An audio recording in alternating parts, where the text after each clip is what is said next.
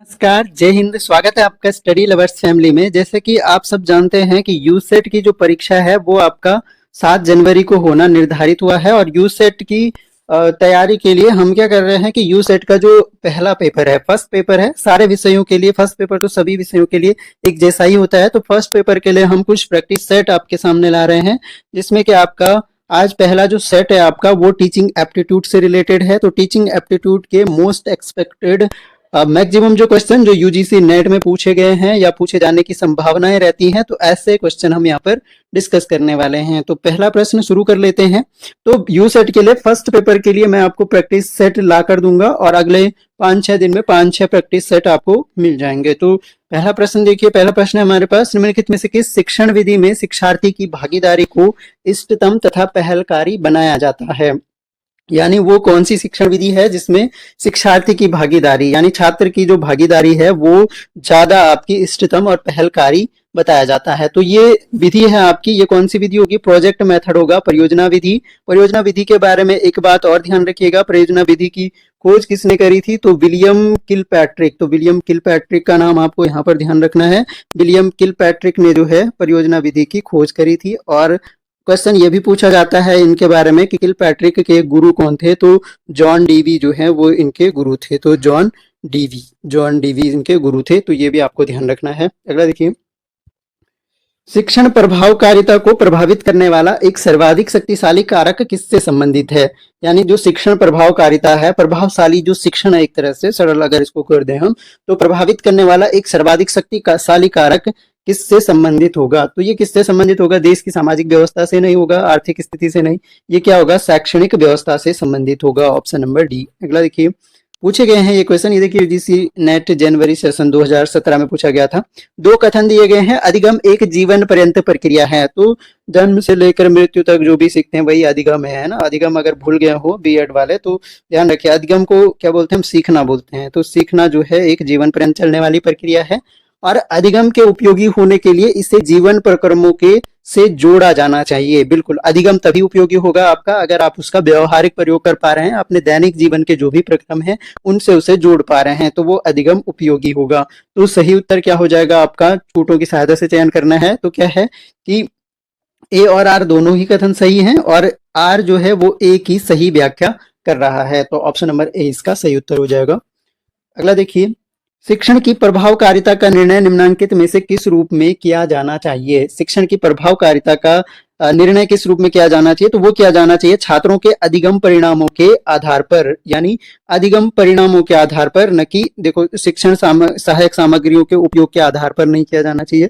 अधिगम परिणामों के आधार पर, यानी बच्चे ने सीखा क्या है उसके आधार पर किया जाना चाहिए, न कि ये अधिगम परिणामों का मतलब ये एनुअल रिजल्ट भी नहीं है। एनुअल रिजल्ट भी अगर दे दिया तो वो भी गलत हो जाएगा। एनुअल रिजल्ट की बात भी नहीं, मार्क्स की बात नहीं की जा रही है। अधिगम के जो परिणाम हैं, लर्निंग के जो आउटकम्स हैं, क्या वो सीखा है बच्चा, वो ज्यादा मैटर करेगा। तो छात्रों के अधिगम परिणामों के आधार पर।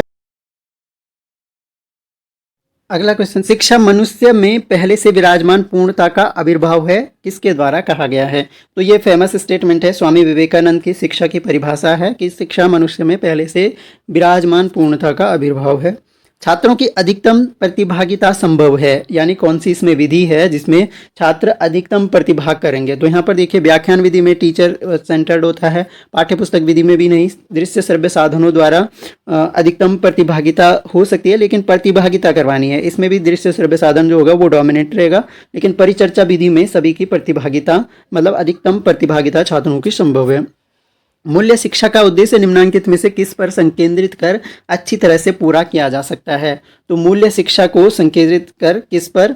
तो किसी मानवीय मूल्यों के प्रति संवेदना से। तो मानवीय मूल्यों के प्रति अगर संवेदना से संकेंद्रित करके मूल्य शिक्षा दी जाए तो क्या हो सकता है? अच्छी तरह से पूरा किया जा सकता है मूल्य शिक्षा को। मानवीय मूल्यों के प्रति संवेदना होनी चाहिए। मानवीय मूल्य क्या होते हैं? वो आपका जैसे सत्यनिष्ठता, वस्तुनिष्ठता। तो सत्यनिष्ठा हो गया या फिर सत्यनिष्ठा हो गया, वस्तुनिष्ठता इसमें मानवीय मूल्य के अंतर्गत आ जाएगा। आपका बिल्कुल परोपकारिता हो गया। तो इस तरह के मानवीय मूल्यों के प्रति अगर संवेदना है तभी मूल्य शिक्षा के उद्देश्यों को पूरा किया जा सकता है। शिक्षण संबंधी सहायक उपकरणों की उपयोगिता के औचित्य का आधार है कि शिक्षा संबंधी जो सहायक उपकरण होते हैं उनका औचित्य क्या है। तो उनका औचित्य क्या है कि कक्षा में विद्यार्थियों का ध्यान आकर्षित करना, ये भी होता है, लेकिन हमें यहाँ पर क्या होता है कि इनमें टीचिंग एप्टीट्यूड में आपको सभी जो ऑप्शन है वो एक जैसे लगेगा सभी सही है। तो विद्यार्थियों का ध्यान आकर्षित करने में भी हम सहायक उपकरणों का प्रयोग करते हैं, लेकिन अधिगम के परिणाम जो हैं उनको इष्टतम यानी बहुत अच्छे परिणाम हमें मिले अधिगम के रिजल्ट, तो उसके लिए हम क्या करते हैं, सहायक उपकरणों का, लर्निंग जो टीचिंग एड्स होते हैं उनका प्रयोग करते हैं। तो विद्यार्थी के अधिगम परिणामों को इष्टतम करना यानी बढ़ाने के लिए हम क्या करते हैं, सहायक उपकरणों का प्रयोग करते हैं। शिक्षण की प्रभावकारिता में योगदान देने वाले सकारात्मक कारकों वाले विकल्प का चयन कीजिए। सकारात्मक कारकों वाले विकल्प हमें चुनने हैं यहाँ पर। तो क्या बोल रहा है कि शिक्षण की प्रभावशाली शिक्षण कैसे होगा, मतलब तो क्या क्या चीज़ें वहाँ पर देखी जाएंगी। तो यहाँ पर देखिए 6 स्टेटमेंट हमें दिए गए हैं। तो इनमें से देखिए आपका देखो, अध्यापक का विषय ज्ञान ये मैटर करता है, पहला सही है। अध्यापक का सामाजिक आर्थिक पृष्ठभूमि, इससे कुछ फर्क नहीं पड़ता है। अध्यापक की सामाजिक आर्थिक पृष्ठभूमि। अध्यापक का संप्रेषण कौशल, वेरी इंपॉर्टेंट है कि हम अपनी बात को विद्यार्थियों तक पहुंचा पा रहे हैं या नहीं। विद्यार्थियों को संतुष्ट करने की अध्यापक की योग्यता, संतुष्ट करने के लिए नहीं है अध्यापक, तो ये नहीं हो जाएगा। विद्यार्थियों के साथ अध्यापक का व्यक्तिगत संपर्क जितना कम हो उतना बेहतर है। तो व्यक्तिगत संपर्क से ज़्यादा फर्क नहीं पड़ेगा आपके प्रभावशाली शिक्षण में। और इसके अलावा जो छठा है, कक्षा व्यवहार के संचालन, अनुसरण और अध्यापक की क्षमता, तो ये मैटर करेगा, पहला मैटर करेगा, थर्ड मैटर करेगा। बाकी के स्टेटमेंट आपके ज़्यादा प्रभावशाली शिक्षण के लिए आवश्यक नहीं है। तो 1, 3 और 6, तो ऑप्शन नंबर डी इसका सही उत्तर हो जाएगा। अगला देखिए, प्रभावी शिक्षण अधिगम व्यवस्थाओं के अभिकल्पन में विद्यार्थियों की योग्यताओं का कौन सा सेट सहायक समझा जा सकता है। नीचे दिए गए कूट से सही विकल्प हमें चुनना है यहाँ पर। तो यहाँ पर देखिए, यहाँ पर आपके पास जो है विषय के संबंध में अधिगमकर्ताओं का पूर्व अनुभव, हाँ बिल्कुल पूर्व अनुभव का फर्क पड़ता है। अगर पूर्व अनुभव बच्चे को है तो वो आपकी बात को आसानी से समझेगा। अधिगमकर्ताओं के परिवार के मित्रों का अंतर्वैयक्तिक संबंध, तो परिवार के मित्रों के संबंध से कोई फर्क नहीं पड़ेगा। देखो, पर्सनल चीज़ें जहाँ पर दिखे उनको अवॉइड कर देना है। तो सबसे सही तरीका यही होता है, पर्सनल चीज़ें देखनी है उनको हटा देना है। और इसके अलावा जो नेगेटिव कॉमेंट अगर मिलते हैं तो उनको भी आप आसानी से एलिमिनेट कर सकते हो। विषय के संदर्भ में अधिगमकर्ताओं की योग्यता, हाँ ये मैटर करती है, अधिगमकर्ताओं की योग्यता में। विद्यार्थियों की भाषा पृष्ठभूमि, बड़ा महत्वपूर्ण है कि विद्यार्थियों की भाषा पृष्ठभूमि क्या है। भाषा पृष्ठभूमि अगर अच्छी है तो वो अच्छे से सीखेंगे और आसानी से सीखेंगे। निर्धारित ड्रेस कोड अपनाने में विद्यार्थियों की रुचि, इससे ज़्यादा फर्क नहीं पड़ता है। विद्यार्थियों का अभिप्रेरणात्मक अभिमुखीकरण, तो अभिप्रेरणात्मक अभिमुखीकरण बहुत जरूरी है क्योंकि मोटिवेशन मस्ट होता है, तो मोटिवेशन बहुत जरूरी है। अभिमुखीकरण कैसे करते हैं अध्यापक, वो मैटर करता है। तो 1, 3, 4 एंड 6, तो यानी हमारा जो हो जाएगा ऑप्शन नंबर बी हमारा इसका करेक्ट आंसर हो जाएगा। अगला देखिए, सतत एवं व्यापक मूल्यांकन की विशेषताएं क्या क्या हैं। सतत और व्यापक मूल्यांकन की विशेषताएं हमें बतानी है। तो सतत व्यापक मूल्यांकन की अगर विशेषताएं देखिए तो यह अनेक परीक्षाओं के कारण विद्यार्थियों के कार्यभार में वृद्धि करता है। नहीं, ऐसा कुछ नहीं है, अनेक परीक्षाओं के कारण नहीं। यह प्राप्तांकों को ग्रेड से प्रतिस्थापित करता है, हाँ करता है सतत और व्यापक मूल्यांकन। यह छात्र के प्रत्येक पहलू का मूल्यांकन करता है, ये बिल्कुल सही है। यह परीक्षा के डर को कम करने में सहायक होता है, हाँ बिल्कुल सही है, क्योंकि अगर बार बार सतत और व्यापक मूल्यांकन हो रहा है, जैसे हर चैप्टर के एंड में, हर एक तरह से यूनिट के एंड में, तो इससे क्या होगा, परीक्षा का डर जो है विद्यार्थी के मन से समाप्त हो जाता है। 2, 3 और 4 इसका सही आंसर हो जाएगा। अगला देखिए, निम्नलिखित में से कौन सा या कौन से गुण जो हैं किसी शिक्षक की बड़ी ताकत को प्रदर्शित करते हैं। शिक्षक के गुणों के संबंध में क्वेश्चन है, कौन जो है बड़ी ताकत को प्रदर्शित करते हैं। तो यहाँ पर देखिए आप क्या हो जाएगा, संस्थागत प्रबंधन में पूर्वकालिक सक्रिय संलिप्तता। अब पहले कितना सक्रिय संलिप्त रहा है शिक्षक, इससे ज़्यादा फर्क नहीं पड़ने वाला। उदाहरण प्रस्तुत करना, हाँ विशेष से बड़ी ताकत है किसी शिक्षक की उदाहरण प्रस्तुत करना। अवधारणाओं के परीक्षण के लिए तत्पर रहना, हाँ ये भी बड़ी ताकत है कि अवधारणा जो कॉन्सेप्ट होते हैं उनका बिल्कुल परीक्षण करने के लिए तत्पर रहना। ये नहीं कि मतलब अगर मैंने कोई कॉन्सेप्ट समझ रखा है तो मैं उसी के हिसाब से बच्चों को ट्रीट करूँ, तो ये बिल्कुल सही नहीं होता है, बल्कि उन अवधारणाओं का परीक्षण करना ज़्यादा जरूरी होता है। इसके अलावा गलतियों को स्वीकार करना, तो ये बड़ी ताकत है एक अध्यापक की।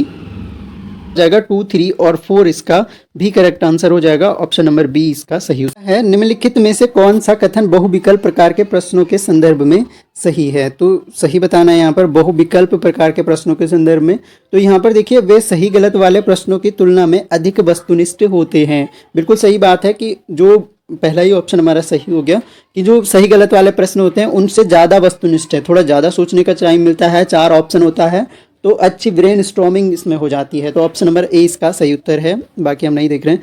अच्छे शिक्षण के लिए क्या क्या अपेक्षित है, यानी अच्छे शिक्षण के लिए हमें क्या क्या अपेक्षाएं रहती हैं, क्या क्या चीज़ें अपेक्षित हैं यहाँ पर। तो यहाँ पर देखिए आप, तो अच्छे शिक्षण के लिए निदान होना चाहिए, यानी कोई भी समस्या है तो उसका निदानात्मक शिक्षण या उपचारात्मक शिक्षण जो जिसको बोलते हैं, उपचार भी होना चाहिए, निर्देश भी होना चाहिए, और प्रतिपुष्टि, यानी प्रतिपुष्टि को हिंदी के वर्ड थोड़ा लगेंगे ऐसे, फीडबैक बोलते हैं प्रतिपुष्टि को, तो फीडबैक होना कंपलसरी होता है। तो चारों ही चीज़ें जरूरी हैं। ऑप्शन नंबर ए आपका सही उत्तर हो जाएगा। विद्यार्थियों द्वारा शिक्षकों के मूल्यांकन के मुख्य उद्देश्य हैं। विद्यार्थियों द्वारा जो शिक्षकों का मूल्यांकन किया जाता है उसके मुख्य उद्देश्य क्या हैं। तो यहाँ पर देखिए, विद्यार्थियों की कमजोरियों के बारे में जानकारी एकत्रित करना, तो ये विद्यार्थियों का नहीं बल्कि तो ये नहीं है ना, क्योंकि विद्यार्थी मूल्यांकन करेंगे शिक्षक का। शिक्षक को शिक्षण कार्य गंभीरता से लेने के संदेश देना, बिल्कुल सही है। शिक्षण की नवीन विधियां अपनाने में शिक्षक को सहायता मिलती है। शिक्षक के गुणों और अधिक सुधार के क्षेत्रों की पहचान होती है। तो 2, 3 और 4 तीनों ही कथन सही है। ऑप्शन नंबर बी सही उत्तर हो जाएगा इसका। निम्नांकित में से ज्ञान संबंधी योग्यता का उच्चतम स्तर क्या है। तो ज्ञान संबंधी योग्यता का सबसे उच्चतम स्तर क्या होगा, किसी भी चीज़ का मूल्यांकन कर पाना, क्योंकि मूल्यांकन में आप क्या देखते हैं, उसके गुण और दोष दोनों देखते हैं। तो गुण और दोष करने की क्षमता अगर आप में डेवलप हो गई तो वो आपका क्या है, ज्ञान संबंधी योग्यता का उच्चतम स्तर हो जाएगा। आगे देखिए, निम्नांकित में से कौन सा तत्व शिक्षण को प्रभावित नहीं करता है। कौन सा तत्व है इनमें से जो शिक्षण को प्रभावित नहीं करता है। देखिए, शिक्षक का ज्ञान प्रभावित करता है। कक्षा की गतिविधियां जो सीखने को प्रोत्साहित, इनसे शिक्षण प्रभावित होगा। शिक्षकों और विद्यार्थियों की सामाजिक आर्थिक, हाँ सामाजिक आर्थिक पर्सनल चीजें जहां पे आ जाए उसको एलिमिनेट कर देना है, यही आपका सही उत्तर हो जाएगा। अनुभव द्वारा सीखना शिक्षण को प्रभावित करता है। शिक्षण सहायक सामग्री के बारे में निम्नलिखित में से कौन से कथन सही हैं। शिक्षण सहायक सामग्री के बारे में कथन बताना है, कौन सा सही है इनमें से। तो यहाँ पर देखिए, पहला है वह संकल्पना धारण को लंबे समय तक बनाए रखने में, हाँ बिल्कुल, शिक्षण सहायक सामग्री जो है, जो आपका कॉन्सेप्ट आप पढ़ा रहे हैं उसको धारण करने को लंबे समय तक याद रखवाते हैं एक तरह से। वह विद्यार्थियों को अच्छी तरह सीखने में मदद करते हैं, बिल्कुल। वह शिक्षण और अधिगम प्रक्रिया को रोचक, हाँ बिल्कुल, रुचिपूर्ण बनाती हैं शिक्षण सहायक सामग्री। बच्चा ध्यान देगा आपको अगर आप एड्स यूज करते हैं। वह रटकर सीखने की प्रक्रिया नहीं, ये गलत हो जाएगा आपका। 1, 2 और 3 सही उत्तर हो जाएंगे। अगला देखिए, शिक्षक द्वारा अध्यापन के लिए उपयोग की जाने वाली तकनीक में शामिल है। अध्यापन के लिए उपयोग की जाने वाली तकनीक में क्या क्या शामिल है। व्याख्यान है, बिल्कुल है, और पारस्परिक क्रिया आधारित व्याख्यान है, सामूहिक कार्य है। तो स्वाध्याय, स्वाध्याय अध्यापन में नहीं होगा ना, स्वाध्याय तो पहले करना होगा। तो यहाँ पर क्या हो जाएगा, 1, 2 और 3। एक अच्छा शिक्षक वह है जो, देखो अच्छा शिक्षक कौन है, उपयोगी सूचनाएं देते हैं। तो अच्छा शिक्षक कौन सा होगा, जो विद्यार्थियों को सीखने के लिए अभिप्रेरित करता है, यानी मोटिवेट करता है। सूचना देना शिक्षक का काम नहीं है, सिद्धांतों को स्पष्ट भी कर ले तो स्पष्ट करना उसका काम है ही, लेकिन अच्छा शिक्षक वो है जो विद्यार्थियों को सीखने के लिए मोटिवेट कर सके। Option number D. उपलब्धि परीक्षण प्राय निम्न में से किसके लिए प्रयुक्त किए जाते हैं। उपलब्धि परीक्षण जो होते हैं ये आपके प्रयोग किए जाते हैं अगर हम शिक्षण के पश्चात जो सीखने की मात्रा है उसका मूल्यांकन करने के लिए हम क्या करते हैं, उपलब्धि परीक्षण करते हैं। अगला देखिए, निम्नलिखित में से कौन सा शिक्षण का पूर्व निर्धारित स्तर नहीं है। पूर्व निर्धारित जो स्तर नहीं है शिक्षण का, वो हमें यहाँ पर बताना है। तो यहाँ पर देखिए, स्मरण पूर्व निर्धारित स्तर है, बोध भी है, प्रावर्तित भी है, विभेदीकरण नहीं है। ऑप्शन नंबर डी सही उत्तर हो जाएगा हमारा। शिक्षण के दौरान विद्यार्थियों की अधिकतम सहभागिता किसके द्वारा संभव है। तो अधिकतम सहभागिता कब हम विद्यार्थियों की ले पाएंगे। देखो, व्याख्यान विधि में टीचर ज़्यादा एक्टिव रहेगा, बच्चे नहीं, केवल सुनने का काम है उनका। आगमनात्मक विधि, आगमन और निगमन, उदाहरण से तथ्यों की ओर और तथ्यों से उदाहरणों की ओर, तो इसमें भी ज़्यादा एक तरह से सहभागिता बच्चों की नहीं मिल पाएगी। और पाठ्य पुस्तक पद्धति में पाठ्य पुस्तक पढ़ता है अध्यापक, सुनाता है एक तरह से, तो इसमें भी ज़्यादा। निदर्शन पद्धति में ज़्यादा सहभागिता हो सकती है, क्योंकि इसमें एक जैसे बड़ा समूह है उसमें से भी एक छोटे छोटे समूह बना लिए जाते हैं, तो उनके बीच में शिक्षण कार्य करवाया जाता है। वह देखिए, नैदानिक मूल्यांकन अभिनिश्चित करता है। नैदानिक मूल्यांकन क्या अभिनिश्चित करता है। नैदानिक मूल्यांकन का मतलब निदान, जैसे ट्रीटमेंट होता है ना, तो निदान अगर कोई कमी रह गई तो फिर नैदानिक मूल्यांकन उसमें किया जाता है। तो नैदानिक मूल्यांकन क्या निर्धारित करता है, ये करता है आपका अनुदेशों के दौरान अधिगम की सतत समस्याओं के कारण और निदान, यानी अधिगम के दौरान जो आपकी समस्याएं हैं उनके कारण जानने में और उनका निदान करने में। तो ऑप्शन नंबर डी यहाँ पर करेक्ट आंसर हो जाएगा इसका। अध्यापक द्वारा अनुदेशात्मक सहायक सामग्री का उपयोग, अनुदेशात्मक सहायक सामग्री का उपयोग जो है संकल्पनाओं की स्पष्टता के लिए किया जाता है, संकल्पनाओं की स्पष्टता के लिए। तो इम्पोर्टेंट क्वेश्चन है ये। शिक्षक की अभिवृत्ति जिसका उसके शिक्षण पर प्रभाव पड़ता है, शिक्षक की कौन सी अभिवृत्ति है जिसका उसके शिक्षण पर प्रभाव पड़ेगा। देखिए, शिक्षण पर हमेशा प्रभाव पड़ेगा आपके भावात्मक क्षेत्र का, कितना जो है भावात्मक रूप से आप कितने स्ट्रांग हो, अपनी भावनाओं पे कितना कंट्रोल और सामने वाले की भावनाओं को कितना आप समझ पाते हैं, तो उसका प्रभाव आपके शिक्षण पर पड़ेगा। ज्ञानात्मक क्षेत्र का नहीं, आप मनसचालक क्षेत्र नहीं, सबसे इंपॉर्टेंट है आपका भावात्मक क्षेत्र। शिक्षा मनुष्य में पहले से विराजमान पूर्णता का आविर्भाव है, यह हम अभी डिस्कस किए हैं। शैक्षणिक संस्थानों में आने वाले विद्यार्थियों को जितनी बाधाएं आएंगी उतनी अधिक अपेक्षाएं किससे होंगी, शिक्षक से होंगी। यानी अगर विद्यार्थियों को जितनी ज़्यादा बाधाएं आएंगी उतनी ज़्यादा अपेक्षाएं उनकी शिक्षक से होंगी। Option number C. निम्नलिखित में से किसे अभिप्रेरित शिक्षण का संकेत माना जाता है। अभिप्रेरित शिक्षण का संकेत माना जाता है आपका विद्यार्थी अध्यापक से प्रश्न पूछते हैं, इसे माना जाता है आपका अभिप्रेरित शिक्षण का संकेत। देखिए, निम्नलिखित में से शिक्षण का सर्वोत्तम ढंग कौन सा है, सबसे अच्छा ढंग कौन सा है इनमें से, तो वो हो जाएगा आपका यहाँ पर निरूपण हो जाएगा सर्वोत्तम ढंग। व्याख्यान जो है, मैंने बोला केवल टीचर एक्टिव रहता है, तो ऐसी विधियां जहां पर केवल टीचर सेंटर्ड हो तो वो ज़्यादा इफेक्टिव विधि नहीं रहने वाली है, तो सबसे ज़्यादा है निरूपण। व्याख्यान देते समय यदि कक्षा में कोई विघ्न बाधा हो तो शिक्षक को निम्नलिखित में से क्या करना चाहिए। अगर कक्षा में कोई विघ्न बाधा हो व्याख्यान देते समय तो शिक्षक को क्या करना चाहिए, तो आसान सी बात है, कॉमन सेंस वाली बात है। जो बाधा डाल रहे होंगे उनको सीखने के लिए प्रेरित करना चाहिए, तो बाधा भी मिट जाएगी और वो लोग आपके सीखने के लिए प्रेरित भी हो जाएंगे। प्रभावी शिक्षण निम्नलिखित में से क्या है, प्रभावी शिक्षण क्या होगा इनमें से, तो प्रभावी शिक्षण देखिए, शिक्षक का संतोष, शिक्षक की ईमानदारी और प्रतिबद्धता नहीं, इससे कोई, मैंने बोला पर्सनल चीज़ें जहाँ आ जाएगी अवॉइड कर देना। व्यावसायिक श्रेष्ठता के प्रति शिक्षक की रुचि नहीं, शिक्षक का छात्रों को पढ़ाना और समझाना ही क्या है आपका प्रभावी शिक्षण है। निम्नलिखित शिक्षण प्रक्रिया के ठीक क्रम में व्यवस्थित कीजिए, प्रक्रिया ठीक क्रम में व्यवस्थित करना है, तो यहाँ पर आपके पास अलग अलग ऑप्शन दिए गए हैं और आपको इनको क्रमानुसार लगाना है। तो यहाँ पर देखिए, यहाँ पर क्या है, वर्तमान ज्ञान को पहले ज्ञान से जोड़ना, वर्तमान ज्ञान को पहले ज्ञान से जोड़ना। मूल्यांकन है आपका, पुनर्शिक्षण है, शिक्षण लक्ष्यों को सूत्रबद्ध करना, शिक्षण सामग्री का प्रस्तुतिकरण। तो यहाँ पर देखिए आप, सबसे पहले क्या हो जाएगा, शिक्षण, सबसे पहले शिक्षण लक्ष्य निर्धारित करे जाएंगे, तो पहला ऑप्शन 4 हो जाएगा। फिर वर्तमान ज्ञान को पहले ज्ञान से जोड़ना 4-1, तो ये हो गया 4-1 हो गया। इसके बाद क्या करेंगे आप, शिक्षण सामग्री को प्रस्तुत करेंगे, शिक्षण सामग्री को प्रस्तुत करेंगे यानी 5 हो जाएगा। इसके बाद आप क्या करेंगे, उस जो आपने पढ़ाया उसका मूल्यांकन करेंगे, 2 हो जाएगा, और अगर कुछ कमी रह गई है तो आप पुनर्शिक्षण करेंगे 3, 4-1-5-2-3, तो 4-1-5-2-3 आपका ऑप्शन नंबर डी में है, ऑप्शन नंबर डी आपका सही उत्तर हो जाएगा। अध्ययन का उच्चतम स्तर कौन सा है, अध्ययन का उच्चतम स्तर हमें बताना है। श्रृंखला अध्ययन है, समस्या समाधान अध्ययन है, उद्दीपन अनुक्रिया अध्ययन है या सशर्त प्रतिवर्त अध्ययन है। तो उच्चतम स्तर इनमें से हो जाएगा आपका उच्चतम स्तर सशर्त प्रतिवर्त अध्ययन होता है, ऑप्शन नंबर डी। शिक्षक द्वारा ब्लैक बोर्ड का सर्वोत्तम उपयोग किसके लिए किया जाता है, किसके लिए ब्लैक बोर्ड का यूज क्यों करता है शिक्षक, महत्वपूर्ण तथा उल्लेखनीय बिंदुओं को लिखने के लिए, ऑप्शन नंबर सी। अगला देखिए, वर्तमान में अध्ययन की अत्यधिक प्रभावी विधि कौन सी है, स्वतः अध्ययन, सेल्फ स्टडी, आमने सामने अध्ययन, ई लर्निंग काफ़ी चर्चित है वर्तमान में, लेकिन ई लर्निंग आंसर नहीं है, बल्कि सबसे ज़्यादा क्या है प्रभावी विधि क्या होगी, मिश्रित अध्ययन की। आप सेल्फ स्टडी भी करें, ई लर्निंग का भी प्रयोग करें और कक्षा अध्ययन तो है ही।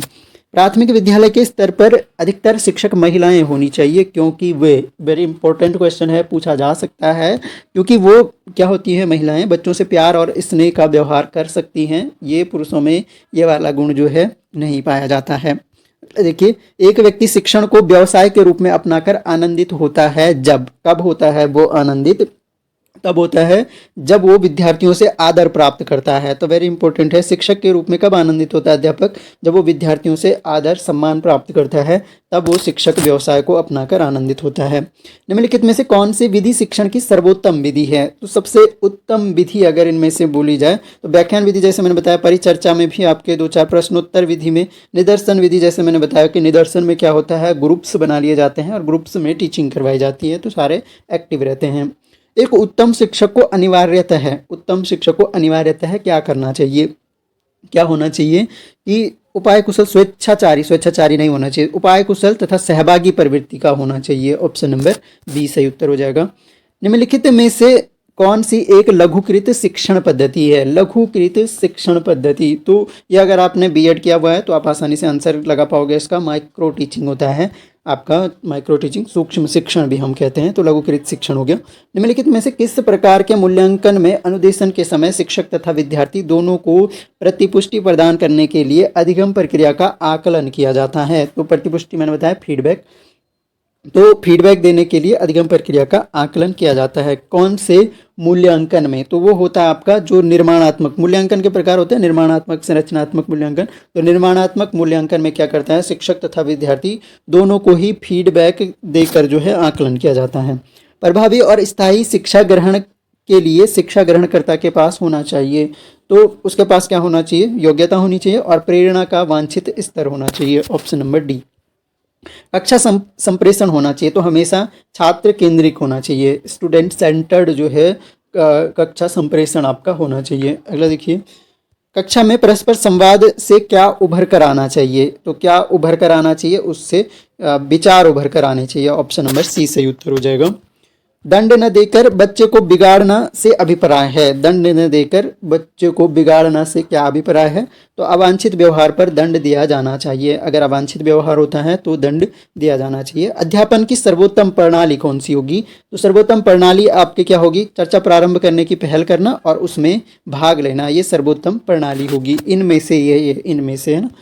अगला देखिए, यदि आपको सामान्य विद्यार्थियों के साथ साथ दृष्टिहीन विद्यार्थियों को पढ़ाने का अवसर मिले तो आप कक्षा में किस प्रकार उनके साथ व्यवहार करेंगे? किस प्रकार से व्यवहार करेंगे? आप क्या करेंगे, देखिए, अतिरिक्त ध्यान नहीं देना, नहीं, अतिरिक्त ध्यान देना पड़ेगा उनके। कक्षा में सहानुभूति से उनकी देख रेख, सहानुभूति से वो सीखेंगे नहीं आपकी, आप सोचेंगे कि अंधापन उनका भाग्य है इसलिए आप कुछ नहीं कर सकते हैं, ये बिल्कुल निकृष्ट कार्य हो जाएगा एक अध्यापक के रूप में। आगे की पंक्ति की सीट में व्यवस्था करेंगे, बिल्कुल करेंगे, और उसके लिए सुविधाजनक गति से पढ़ाने की कोशिश करेंगे, तो अपनी तरफ से बेस्ट देने की कोशिश करनी है। निम्नलिखित में से क्या उत्तम उपलब्धि परीक्षण की विशेषता नहीं है?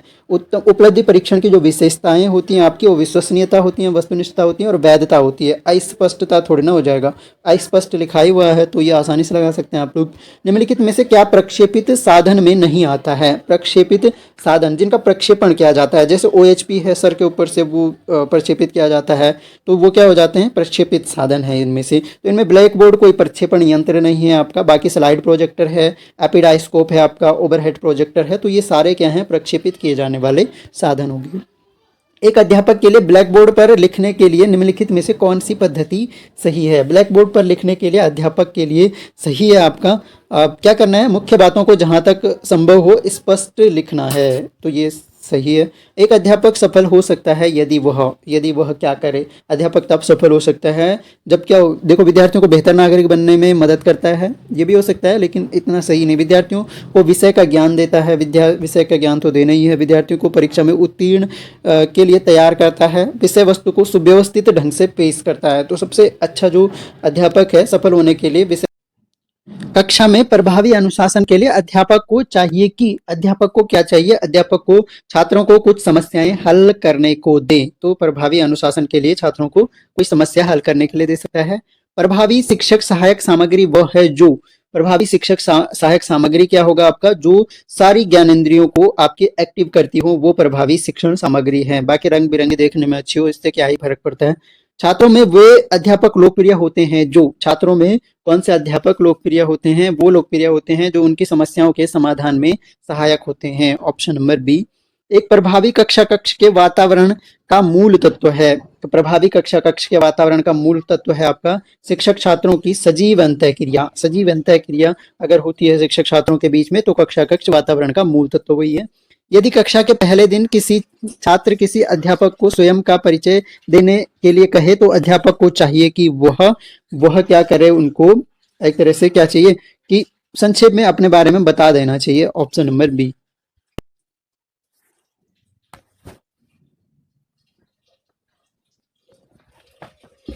है।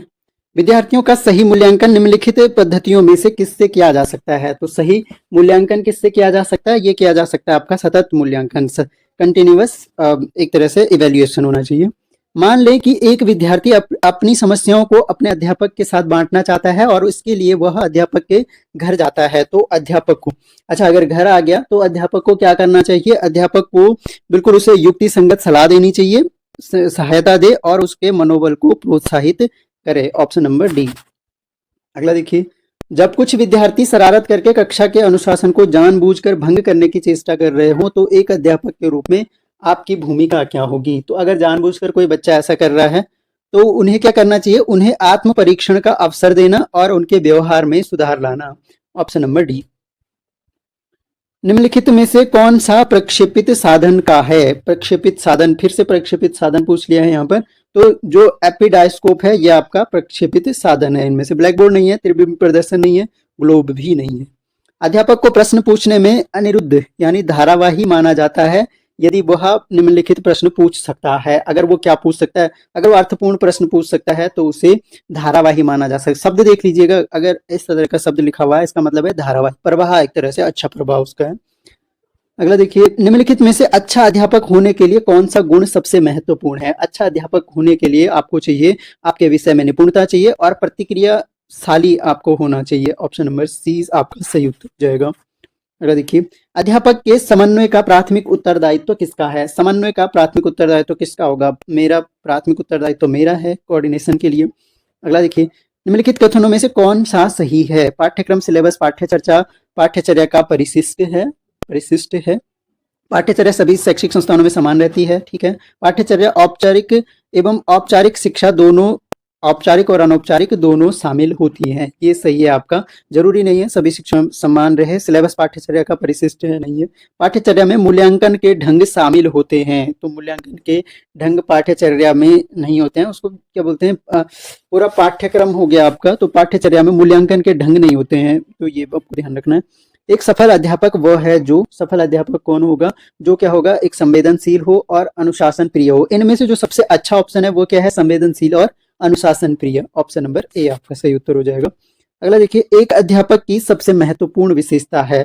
सबसे महत्वपूर्ण विशेषता क्या हो जाएगी? विषय का गूढ़ ज्ञान। आपके अपने विषय का गूढ़ ज्ञान होना चाहिए, अच्छी संप्रेषण क्षमता भी होनी चाहिए, छात्र कल्याण की चिंता भी होनी चाहिए, प्रभावी नेतृत्व। लेकिन सबसे महत्वपूर्ण विशेषता आपकी विषय के गूढ़ ज्ञान होना चाहिए। कक्षा में कुछ छात्र बहुत अधिक अधिगम जिज्ञासा प्रदर्शित करते हैं, तो इसलिए हो सकता है कि छात्र, देखो अगर कोई छात्र क्या कर रहा है, बहुत अधिक सीखने की जिज्ञासा प्रदर्शित कर रहा है, तो उसका रीजन आपका हो सकता है कि वो छात्र अधिक प्रतिभाशाली है। Option number A. शिक्षक छात्र संबंधों के संदर्भ में निम्न में से कौन सी बात सही है? शिक्षक छात्रों के संबंधों के संदर्भ में बताना है आपको यहाँ पर। बहुत अनौपचारिक तथा निकट, अनौपचारिक तथा निकट नहीं, कक्षा कक्ष तक सीमित नहीं, सद्भावपूर्ण और सम्मानपूर्ण, इस तरह के संबंध होने चाहिए शिक्षक और छात्र के मध्य। एक सफल अध्यापक वो है जो, तो ये हमारा ऑलरेडी हो गया है, ये वाला दोबारा लग गया है ये सेट। छात्रों की शैक्षिक निष्पत्ति में सुधार लाया जा सकता है यदि उनके माँ बाप को प्रेरित किया जाए। अगर उनके माँ बाप को अपने बालकों के कार्यों के निरीक्षण के लिए प्रेरित किया जाए तो कुछ हद तक निष्पत्ति में सुधार लाया जा सकता है। एक सजीव कक्षा की स्थिति में यह हो सकता है कि, सजीव कक्षा की स्थिति में क्या हो सकता है? बार बार छात्र शिक्षक वार्तालाप हो, तो ये हो सकता है आपका। अगर देखिए, यदि कोई अभिभावक अपने बालक की परीक्षा में किसी प्रकार का भेदभाव अथवा पक्षपात करने के लिए कहे तो अध्यापक को चाहिए कि, अध्यापक को क्या चाहिए? नम्रता तथा दृढ़ता के साथ ऐसा करने से मना कर देना चाहिए। अगर भेदभाव करने के लिए या पक्षपात करने के लिए कोई पेरेंट्स आपको कहे तो दृढ़ता से मना। निम्नलिखित सामग्री का सही मूल्यांकन निम्न में से किस पर आधारित नहीं होना चाहिए?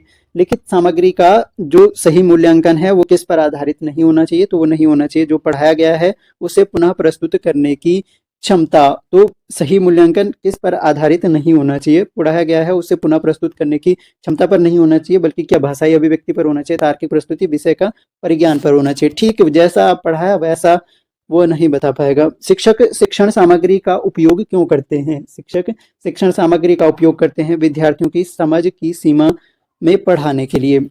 अभिवृत्ति, संकल्पना, कौशल तथा ज्ञान उपज हैं। अभिवृत्ति, संकल्पना, कौशल तथा ज्ञान उपज हैं आपके सीखने की प्रक्रिया का।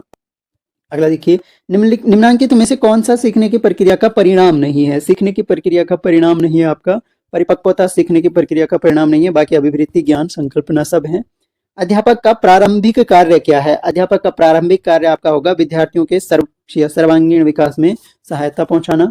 सूक्ष्म जो माइक्रो टीचिंग है वो अधिक प्रभावशाली है। वो कब अधिक प्रभावशाली आपकी होगी, तो वो आपकी अधिक प्रभावशाली होगी अध्यापन के लिए जब अभ्यास होता है, तो जैसे बीएड की ट्रेनिंग के दौरान होता है ये। विद्यार्थी अध्यापक में किस गुण को सबसे अधिक पसंद करते हैं? विद्यार्थी जो है आपके अंदर करुणा को सबसे ज्यादा पसंद करते हैं। अगला देखिए, स्वामी विवेकानंद के अनुसार शिक्षक की सफलता निर्भर करती है। स्वामी विवेकानंद के अनुसार शिक्षक की सफलता उसका व्यावसायिक प्रशिक्षण और सृजनात्मकता पर निर्भर करती है। अगला देखिए, निम्नांकित में से कौन सा शिक्षक अधिक पसंद किया जाएगा? कौन सा शिक्षक इनमें से अधिक पसंद किया जाएगा? तो वो किया जाएगा एक स्नेही शिक्षक ज्यादा पसंद किया जाता है। एक शिक्षक के लिए सर्वाधिक चुनौतीपूर्ण है, सबसे ज्यादा चुनौतीपूर्ण एक शिक्षक के लिए क्या होगा? इनमें से शिक्षण या सीखने की प्रक्रिया को आनंददायक बनाना सर्वाधिक चुनौतीपूर्ण होता है।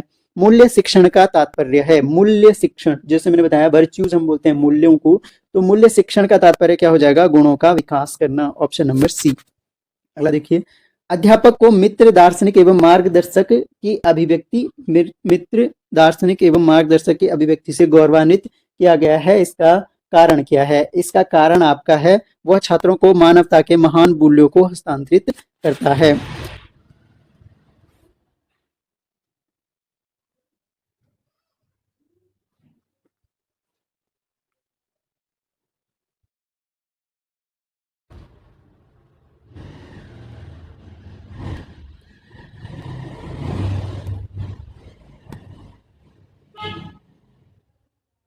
की असफलता का सबसे बड़ा कारण है, अध्यापक की असफलता का सबसे बड़ा कारण हमें यहाँ पर बताना है अध्यापक की असफलता का।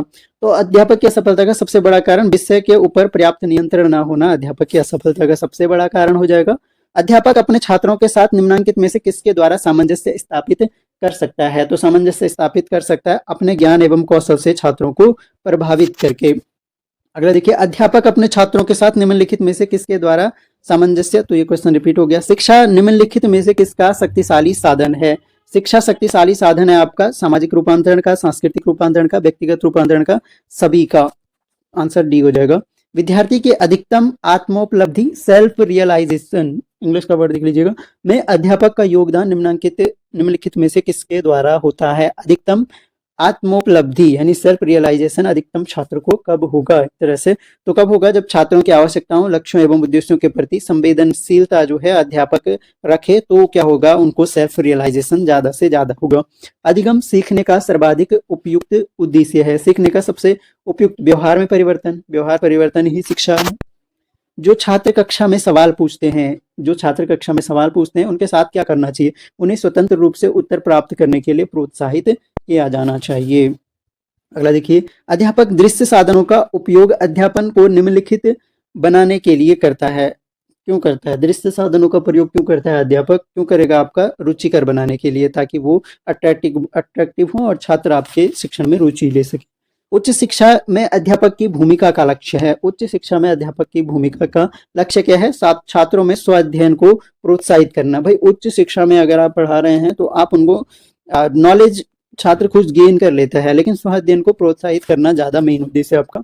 अध्यापन में सबसे अनावश्यक कारक कौन से हैं? अनावश्यक कारक है आपका दंड देना, सबसे अनावश्यक कारक है। अध्यापन में सबसे, ये हो गया, रिपीट हो रहे हैं क्वेश्चन मेरे से। माइक्रो शिक्षण छात्र अध्यापकों के लिए किस अवधि में सबसे प्रभावशाली? तो ये शिक्षण अभ्यास के दौरान होता है। नीचे लिखे गुणों वाला कौन सा अध्यापक आप सबसे अच्छा लगता है? तो कौन से गुण वाला अध्यापक सबसे अच्छा लगेगा? टाइम बाउंड यानी जो पंक्चुअल होते हैं टीचर, वो ज्यादा अच्छे लगते हैं। अगला देखिए, निम्न में से कौन सी अनुदेशन सामग्री नहीं है? अनुदेशन सामग्री इनमें से कौन सी नहीं है? तो यहाँ देखिए, ट्रांसपेरेंसी, ट्रांसपेरेंसी यानी पारदर्शिता बोलते हैं ना ट्रांसपेरेंसी को, तो ये अनुदेशन की सामग्री नहीं है कोई, है ना। बाकी छपी सामग्री OHP हो गया, ऑडियो कैसेट हो गया। निम्न में से कौन सा कथन सही नहीं है? इनमें से बताना है कौन सा कथन सही नहीं है। तर्क शक्ति का विकास व्याख्यान विधि द्वारा हो सकता है? नहीं हो सकता है, तो ये कथन आपका सही नहीं है, ऑप्शन नंबर ए सही उत्तर। व्याख्यान विधि एक तरफा प्रक्रिया सही है। ज्ञान का विकास व्याख्यान विधि से हो सकता है, व्याख्यान विधि के दौरान छात्र निष्क्रिय होते हैं, बाकी सब सही है, पहला वाला गलत। उच्च शिक्षा के स्तर पर शिक्षण का मुख्य उद्देश्य है, तो उच्च शिक्षण के स्तर पर मुख्य उद्देश्य इनमें से क्या होगा? परीक्षा पास कराने के लिए तैयार करना, निर्णय लेने की क्षमता का विकास करना, ऑप्शन नंबर बी।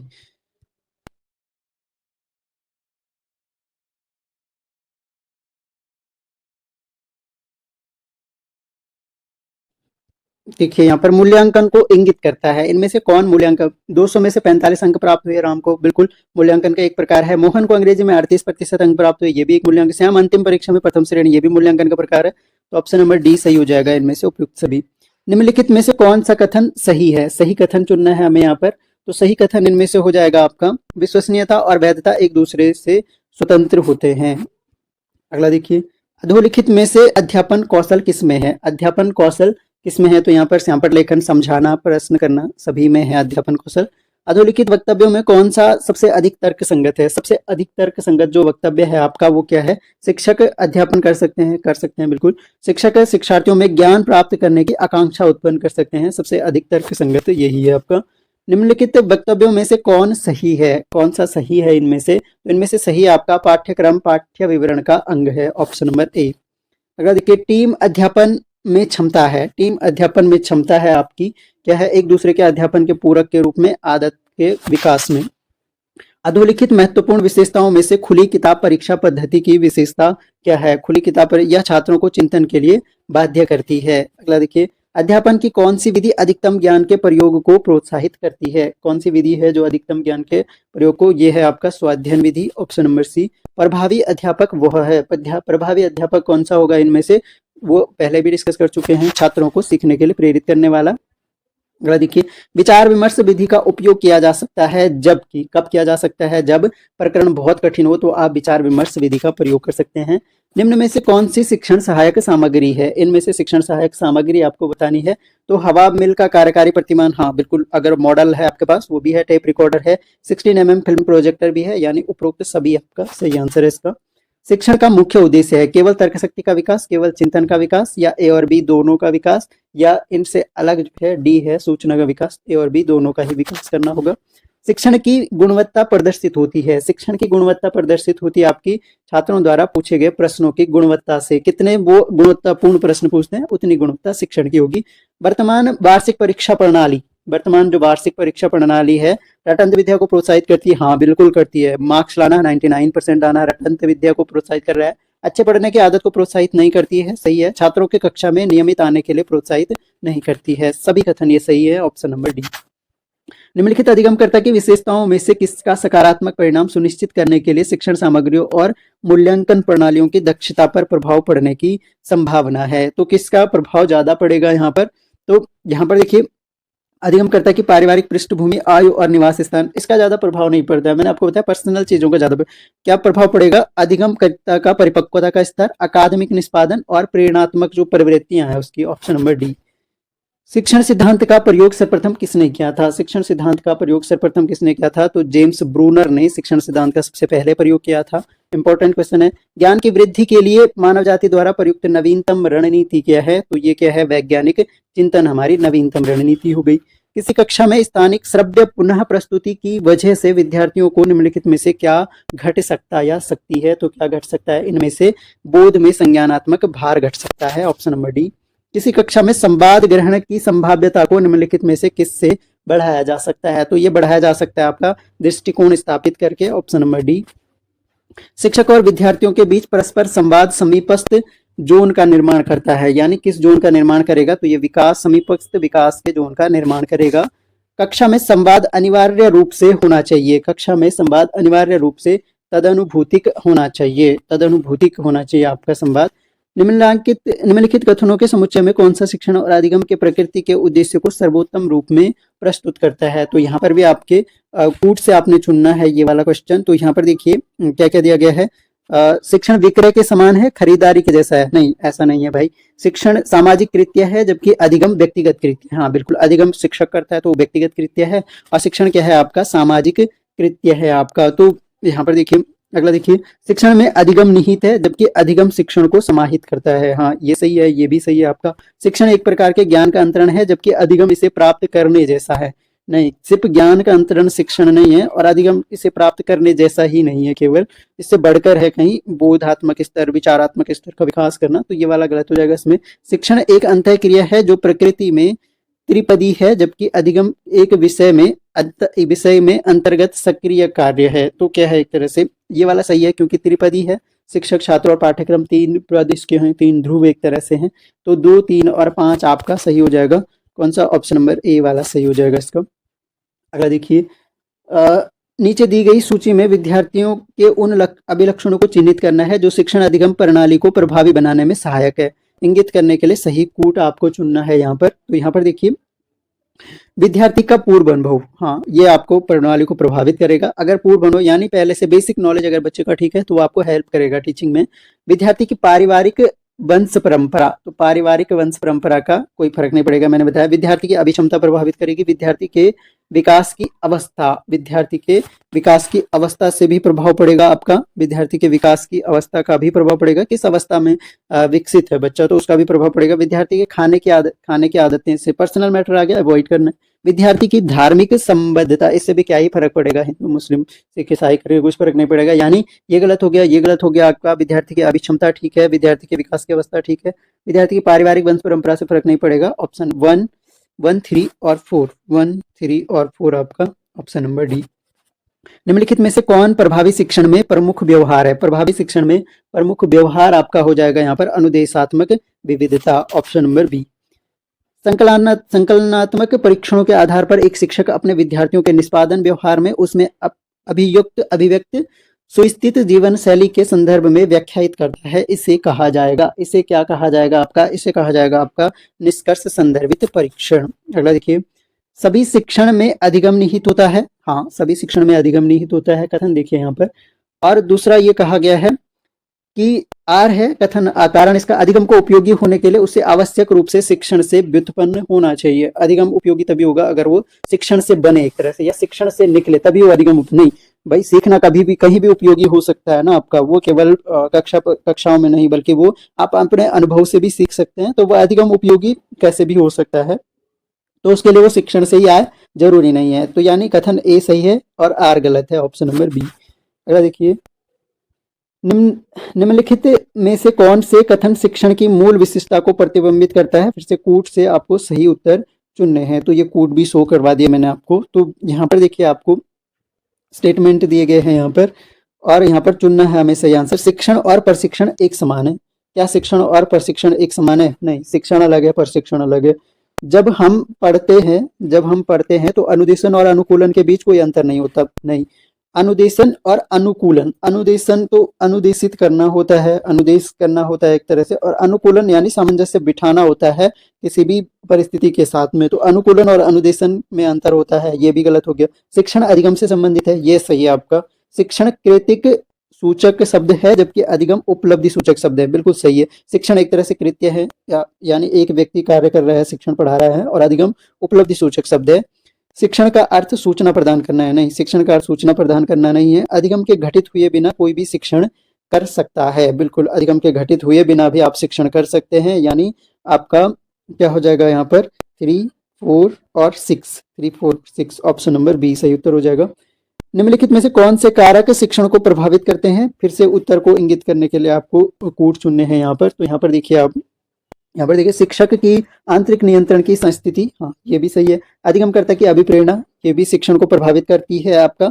और यहाँ पर शिक्षक की जीवन वृत्ति आधारित पद्धति, मैंने बोला फिर पर्सनल मैटर आ जाएगा, अवॉइड कर देना। शिक्षक का आत्म सामर्थ्य, हाँ इससे शिक्षण प्रभावित होगा, है ना। शिक्षक कितना आत्म सामर्थ्य है वो भी प्रभावित करेगा। अधिगमकर्ताओं की पाठ्यक्रम सहगामी क्रियाओं में रुचि, अधिगमकर्ताओं की रुचि से फर्क नहीं पड़ता है। शिक्षक की प्रबंधन और अनुसरण दक्षता, हाँ ये मैटर करेगी। और शिक्षक को सामान्य ज्ञान सहित विषय का ज्ञान होना चाहिए। तो एक भी सही है, 1, 2, 4, 6 और 7, 1, 2, 4 और 6 और 7 आपके पहले ही कूट में है, ऑप्शन नंबर ए। शिक्षण की पद्धतियों के किस समन्वय से अधिगम के इष्टतम होने की संभावना है? अधिगम के इष्टतम होने की संभावना आपकी कब? जब अंतरक्रियात्मक व्याख्यान सत्र हो, जिसमें युग्मीय चर्चा आधारित सत्र हो, विचारावेश प्रक्रिया और परियोजनाएं हो, अनुवर्ती रूप में हो, ऑप्शन नंबर सी। अभी कथन ए है, शिक्षण सामग्रियों को अनुदेशन के प्रभावी परिपूरकों के रूप में मानना चाहिए आपका।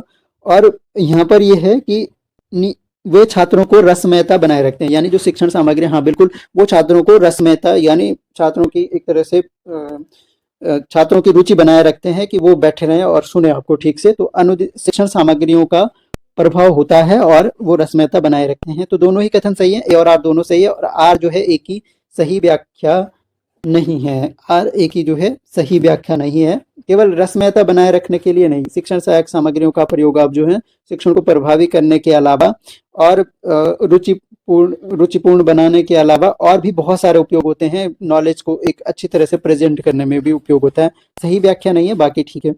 रचनात्मक मूल्यांकन का उद्देश्य है, देखिए रचनात्मक मूल्यांकन और योगात्मक मूल्यांकन होता है जो कंप्लीट लास्ट में जो एनुअल एग्जाम हुआ उसमें आपने हाफ ईयरली के मार्क्स भी जोड़े, मंथली मार्क्स भी जोड़े, वो आपका क्या है, योगात्मक मूल्यांकन है। रचनात्मक मूल्यांकन जो है आपका, ये क्या हो जाएगा, छात्रों के अधिगम निष्पादन में त्वरण लाना, यानी जो उन्होंने निष्पादित किया है, जो निष्पादन आया है उसको थोड़ा एक्सेलरेट करना, यानी उसको और गति प्रदान करना। तो ऑप्शन नंबर 20 का करेक्ट आंसर हो जाएगा। तो ये हमने 139 हमने एमसीक्यू डिस्कस कर लिए हैं। तो यू सेट के लिए ये पहला सेट है, और आपके यूजीसी नेट वगैरह की अगर आप तैयारी कर रहे हैं तो वहां पर भी आपको काम आएगा। इसके अलावा टीचिंग एप्टीट्यूड जहां भी पूछा जाता है, टीचिंग एप्टीट्यूड जैसे लेक्चरर का प्रीलिम्स एग्जाम हो गया, इसके अलावा बीएड टेट के लिए भी आपके लिए हेल्पफुल होने वाला है सेशन। तो आशा करता हूँ आप लोगों को पसंद आया होगा। पसंद आता है तो लाइक शेयर करें, अपने दोस्तों तक पहुंचाएं वीडियो को। Thanks a lot for listening. मिलेंगे नेक्स्ट वीडियो में, तब तक के लिए जय हिंद।